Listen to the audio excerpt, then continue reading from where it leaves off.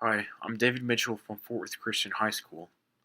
I made a documentary called Shaped that demonstrates how technology affects people in both positive and negative ways.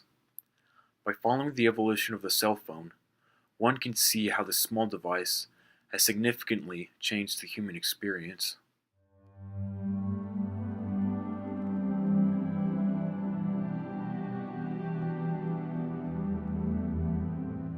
This small device that you can carry in your pocket has more computing power than the first space shuttle, the Space Shuttle Columbia.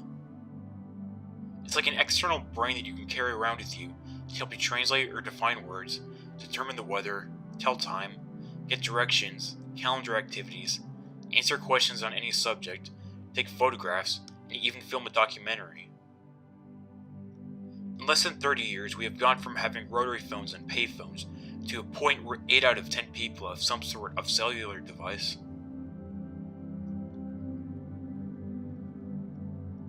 The camera function is a huge way that the cell phone has impacted society.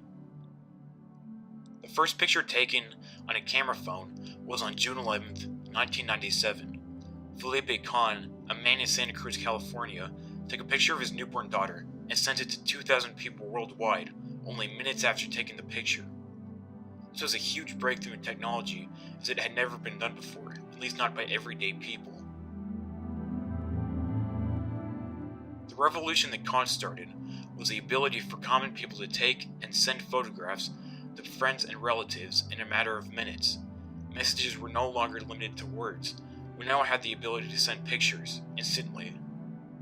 Just 2 years later, the first camera phone went on sale to the general public, the Nokia N8.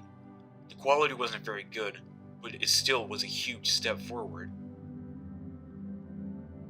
From that early Nokia N8, we now have camera phones capable of taking 41 plus megapixel photographs. The camera phone has impacted society in both good ways and in bad ways. The camera function allows people to share happy moments with their friends and family instantaneously, unlike in the past where you had to have photos developed and shown in person or through mail. Unfortunately, people sometimes post pictures from their phones that are offensive to others. More often, they're caught on camera doing things they'd rather not other people see. And it's not just celebrities who post inappropriate pictures on social media.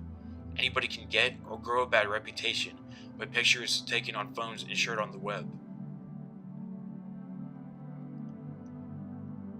Some people have mastered the science of being organized, but for most of us, being organized is a real chore.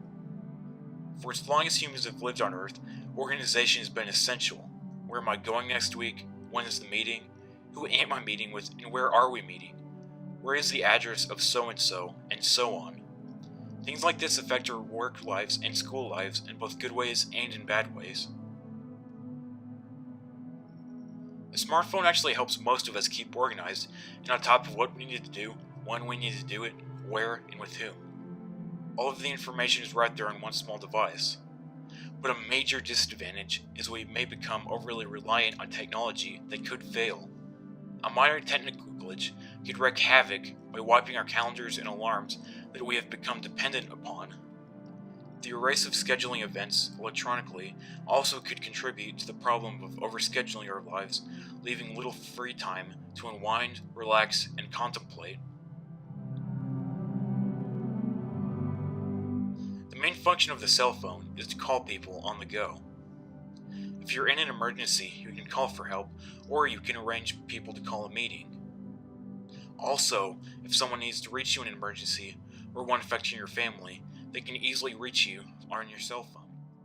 The disadvantage of all this is you're always reachable, always surrounded by work or school assignments, and never in a world of quiet and privacy. Some people feel the need to be in touch constantly, to the point of addiction. This addiction eventually puts lives at risk as distracted drivers remains a major cause of motor vehicle accidents.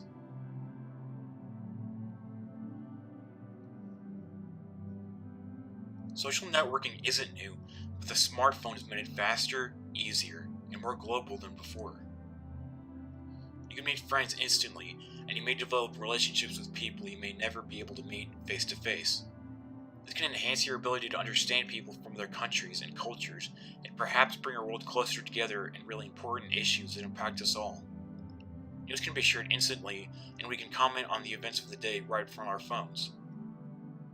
All this helps bring the world closer in. Recent events in Europe, Africa, and the Middle East prove the idea. The first people on the scene to report what really happened were not reporters, but common everyday folks using their phones and posting news on social networks. Unfortunately for some people, social networking has replaced personal interaction, leaving people starving for real fellowship. Instead of having real friends, some people have virtual friends that they have never met in person.